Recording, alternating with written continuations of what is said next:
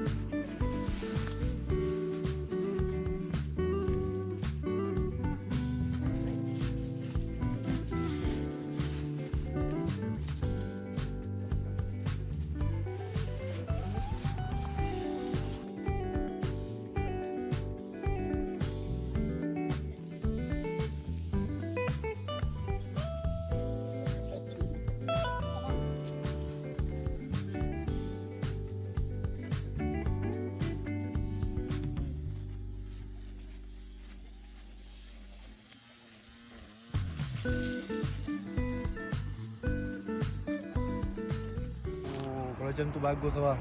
Sebab kat sini pun tak ada orang nak kemas kan? Oh ya ke? Oh, thank you lah bang. Kami rasa lagi selamat dengan selesa lepas ni. Oh, okey baik. Sama-sama.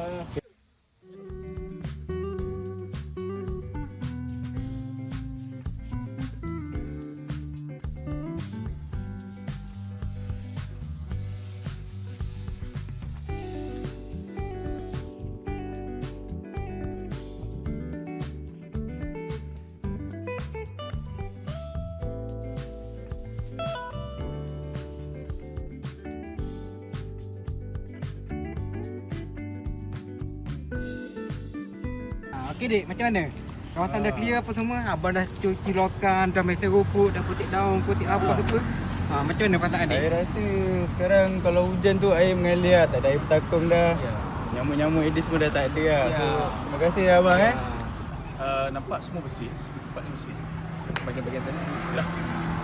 Cuma kalau di lantai tu dicuci ke, di cat ke apa, tapi saya rasa bukan di bahagian atas. Jadi okey lah, nice saya nampak bersih lah semua tempat. Baik, itu inisiatif kami lah. Okay, so baiklah. Terima kasih abang